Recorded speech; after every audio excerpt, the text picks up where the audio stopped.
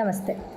ಆಹಾರ ಅನ್ನುವಂಥದ್ದು ಕೇವಲ ನಿಮ್ಮ ಪ್ಲೇಟ್ನಲ್ಲಿ ನೀವು ಏನು ತಿಂತಾ ಇದ್ದೀರಾ ಅದಷ್ಟೇ ಅಲ್ಲ, ಅದರ ಹೊರತಾಗಿ ಯಾವ ಯಾವ ಸೆನ್ಸ್ ಆರ್ಗನ್ಸ್ಗಳಿಂದ ಏನೇನನ್ನು ರಿಸೀವ್ ಮಾಡ್ತಾ ಇದ್ದೀರಾ ಅದೆಲ್ಲವೂ ಆಹಾರ ಅನ್ನೋದನ್ನು ನೀವು ಈ ಹಿಂದಿನ ತರಗತಿಯಲ್ಲಿ ಕಲಿತಾಗ ಒಂದು ಪ್ರಶ್ನೆಯನ್ನು ಕೇಳಿದ್ರಿ.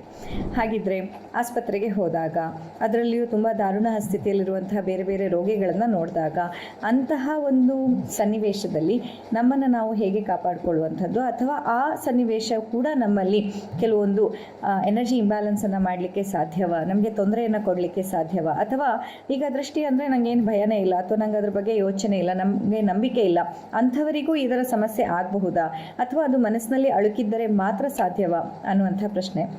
ಈ ಪ್ರಶ್ನೆಗೆ ಒಂದು ಉತ್ತರವನ್ನು ನೀಡುವಂತಹ ಪ್ರಯತ್ನ ಮಾಡ್ತಾ ಇದ್ದೇನೆ. ನೋಡಿ, ಆಸ್ಪತ್ರೆಯಂತಹ ಇದಕ್ಕೆ ಹೋದಾಗ, ಅಥವಾ ಯಾರಾದರೂ ತುಂಬ ನೋವಿನಲ್ಲಿದ್ದಂತಹ ಜಾಗಕ್ಕೆ ಹೋದಾಗ, ಅಥವಾ ಎಲ್ಲಾದರೂ ತುಂಬ ಗಲಾಟೆ ನಡೀತಾ ಇದೆ, ಜಗಳ ನಡೀತಾ ಇದೆ ಅನ್ನುವಂಥ ಜಾಗಕ್ಕೆ ಹೋದಾಗ, ಇಂತಹ ವಿವಿಧ ಸ್ಥಳಗಳಲ್ಲಿ ನಮ್ಮ ದೇಹದಲ್ಲಿನ ಎನರ್ಜಿ ಇಂಬ್ಯಾಲೆನ್ಸ್ ಆಗೋದು ಖಂಡಿತ ಸತ್ಯ. ಯಾಕಂತಂದರೆ ಅಲ್ಲಿಯ ಎನರ್ಜಿ ಏನಿದೆ ಅದಕ್ಕೆ ತಕ್ಕಂತೆ ನಮ್ಮ ದೇಹದ ಶಕ್ತಿಯ ಕಣಗಳು ಕೂಡ ರೆಸ್ಪಾನ್ಸನ್ನು ಕೊಡುತ್ತೆ.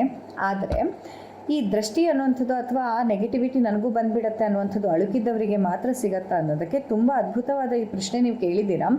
ಇಲ್ಲಿ ಅಳುಕಿರುವಂಥದ್ದು ಅಂದಾಗ ನೋಡಿ, ಸಮ್ವೇರ್ ಸಮಥಿಂಗ್ ನಮ್ಮ ತಲೆಯ ಒಳಗಡೆ ಎಲ್ಲೋ ಒಂದು ಮೂಲೆಯಲ್ಲಿ ನಾವೇ ಮ್ಯಾನಿಫೆಸ್ಟ್ ಮಾಡ್ತಾ ಇರುವಂಥದ್ದು.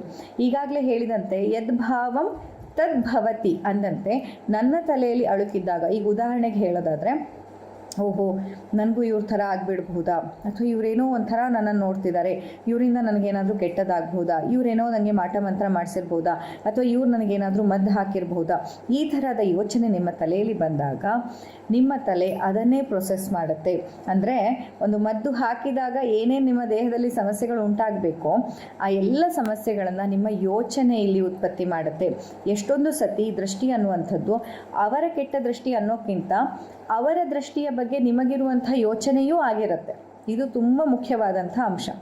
ನಾವು ಯಾವತ್ತೂ ಕೂಡ ನಾವೆಲ್ಲರೂ ಒಂದೇ, ನಾವೆಲ್ಲರೂ ಒಳ್ಳೆಯವರೇ, ನಾವೆಲ್ಲರೂ ಒಂದೇ ಥರ ಅಂತ ಅಂದ್ಕೊಂಡಿದ್ದಾಗ, ಅಥವಾ ಯಾರೇನಾದರೂ ಅಂದ್ಕೊಳ್ಳಿ ನನಗೇನು ಆಗೋದಿಲ್ಲ ಅಂತ ನೀವು ಧೈರ್ಯದಿಂದ ಇದ್ದಾಗ, ಧೈರ್ಯಂ ಸರ್ವತ್ರ ಸಾಧನಂ ಅನ್ನುವಂತೆ ಇಲ್ಲಿ ಕೂಡ ಯಾರು ಎಷ್ಟೇ ನೆಗೆಟಿವಿಟಿಯನ್ನು ಕೊಡ್ತಾ ಇದ್ರು, ನೀವು ಒಂಥರ ಹೇಗೆ ರೈನ್ಕೋಟ್ ಹಾಕ್ಕೊಂಡವರಿಗೆ ಮಳೆ ತಾಗೋದಿಲ್ವೋ ಅದೇ ಥರ ಇಲ್ಲಿ ನಿಮ್ಮ ಧೈರ್ಯ ಅನ್ನೋದು ಒಂದು ರೈನ್ಕೋಟ್ ಥರ ಕೆಲಸ ಮಾಡುತ್ತೆ.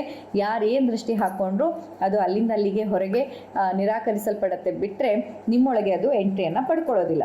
ಆದರೆ ಯಾರು ಅಯ್ಯೋ ನಂಗೆ ಇವರೇನೋ ಹಂಗೆ ಅಂದ್ಕೊಂಡ್ರ, ಇವರೇನೋ ನಂಗೆ ಮಾಡಿದಾರ, ಮತ್ತೊಬ್ರೇನೋ ಅಂದ್ಕೋತಿದಾರ, ಅಥವಾ ಇವ್ರು ನನಗೆ ದೃಷ್ಟಿ ಹಾಕಿದಾರ, ಇವ್ರು ನನ್ನ ಮಗುವಿಗೇನೋ ಮಾಡಿದ್ರ ಅಂದಾಗ ಅಲ್ಲಿ ಅವರು ನಿಮ್ಮ ಮಗುವಿಗೆ ಏನು ಮಾಡಿದ್ದಾರೆ ಅನ್ನೋಕ್ಕಿಂತ ನಿಮ್ಮ ಈ ಯೋಚನೆ ಖಂಡಿತವಾಗಿ ನಿಮ್ಮ ಮಗುವಿಗೆ ಕೆಟ್ಟದಾಗೋ ಥರ ಮಾಡುತ್ತೆ. ಸೊ ನಮ್ಮ ಮೈಂಡ್ ಅನ್ನೋದು ಹೇಗೆ ಅಂತಂದರೆ ಒಂದು ಗೂಗಲ್ ಇದ್ದ ಹಾಗೆ, ನೀವು ಏನನ್ನ ಯೋಚನೆ ಮಾಡ್ತೀರಾ ಅದಕ್ಕೆ ಸಂಬಂಧಪಟ್ಟಂಥ ಪ್ರತಿಯೊಂದನ್ನು ಅದು ಮ್ಯಾನಿಫೆಸ್ಟ್ ಮಾಡೋಕ್ಕೆ ಸ್ಟಾರ್ಟ್ ಮಾಡುತ್ತೆ. ನಿಮಗೆ ಗೊತ್ತಿಲ್ಲದಂತೆ ಈ ಕೆಲಸಗಳು ನಡೀತಿರುತ್ತೆ.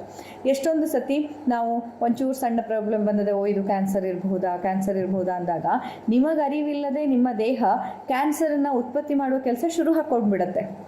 ಅದಕ್ಕೆ ಅಲ್ಲಿ ಇರಬಹುದಾ ಇರಬಾರ್ದಾ ಅದೆಲ್ಲ ತಲೆಗೆ ಹೋಗಲ್ಲ. ಸೊ ಯಾವತ್ತು ನೆಗೆಟಿವ್ ಶಬ್ದಗಳನ್ನು ಹೆಚ್ಚಿಗೆ ಬಳಸಬೇಡಿ ಅಂತ ಹೇಳೋದು ಇದೇ ಕಾರಣಕ್ಕೆ. ಅದ್ರ ಬದಲು ಇಲ್ಲ ನಾನು ಆರೋಗ್ಯದಿಂದ ಇದ್ದೀನಿ, ನನಗೇನಾಗಿಲ್ಲ, ನನ್ನ ಆರೋಗ್ಯ ಚೆನ್ನಾಗಿರುತ್ತೆ, ಈ ರೀತಿ ನಾವು ಬಳಸಬೇಕೆ ಹೊರತಾಗಿ ಅಲ್ಲಿ ಆ ಕ್ಯಾನ್ಸರ್ ಅಂತ ಅಥವಾ ಇನ್ನೊಂದು ಯಾವುದೋ ಶಬ್ದ ಅಂತ ನೆಗೆಟಿವಿಟಿಯನ್ನು, ದ್ವೇಷ, ಕೋಪ, ಭಯ, ಆತಂಕ, ಹಿಂಜರಿಕೆ, ಕೀಳರಿಮೆ ಈ ಎಲ್ಲ ಶಬ್ದಗಳ ಬದಲಿಗೆ ನಾವು ಪಾಸಿಟಿವ್ ಆದಂಥ ಶಬ್ದಗಳನ್ನು ಉಪಯೋಗಿಸ್ತಾ ಬರಬೇಕು. ಯಾವಾಗ ನಾವು ಈಗ ಅಲ್ಲಿ ನೋಡ್ತೀವಿ ಒಬ್ಬ ಅನಾರೋಗ್ಯದಿಂದ ಬಳಲ್ತಾ ಇರೋರು, ದಾರುಣ ಸ್ಥಿತಿಯಲ್ಲಿರೋರನ್ನ ನೋಡಿದಾಗ ಅಯ್ಯೋ ನಾಳೆ ನಂಗೆ ಹಿಂಗಾಗತ್ತಾ ಅನ್ನೋ ಯೋಚನೆ ಬರಬಾರ್ದು. ಅದನ್ನು ನೋಡಿದ ತಕ್ಷಣ I am extremely grateful to the universe that ನನ್ನನ್ನು ಈ ಪರಿಸ್ಥಿತಿಯಲ್ಲಿ ಭಗವಂತ ಇವತ್ತು ಹೇಗಿದ್ದೀನಿ ಇಷ್ಟು ಗಟ್ಟಿಯಾಗಾದರೂ ಇಟ್ಟಿದ್ದಾನೆ. ಆಸ್ಪತ್ರೆ ಬರೋ ಪರಿಸ್ಥಿತಿ ಇದ್ದಿರಬಹುದು, ಆದರೆ ನಾನು ಗಟ್ಟಿಯಾಗಿದ್ದೇನೆ, ಕೈಕಾಲು ಸರಿ ಇದೆ, ತಲೆ ಸರಿ ಇದೆ, ಕಣ್ಣಿನ ದೃಷ್ಟಿ ಸರಿ ಇದೆ, ಊಟ ಮಾಡೋಕ್ಕಾಗ್ತಾ ಇದೆ, ಬೆಡ್ ರಿಡನ್ ಆಗಿಲ್ಲ ಅಂದಮೇಲೆ ನಾನು ಅದ್ಭುತವಾಗಿದ್ದೇನೆ. And I am so grateful. ನನಗೆ ಈ ಒಂದು ಇಂತಹ ಅದ್ಭುತವಾದಂತಹ ದೇಹವನ್ನು, ಈ ಕಾರ್ಯ ಸಾಮರ್ಥ್ಯವನ್ನು, ಈ ಕ್ಷಮತೆಯನ್ನು ನನಗೆ ನೀಡಿದ್ದಕ್ಕೆ ಧನ್ಯವಾದ ಅಂತ ನಾವು ಆ ಕ್ಷಣಕ್ಕೆ ಕೃತಜ್ಞತೆಯನ್ನು ಪಡಿಬೇಕೆ ಹೊರತಾಗಿ ಅಲ್ಲಿ ಭಯಕ್ಕೆ ಹಾದಿಯನ್ನು ಮಾಡಿಕೊಡ್ಬಾರ್ದು.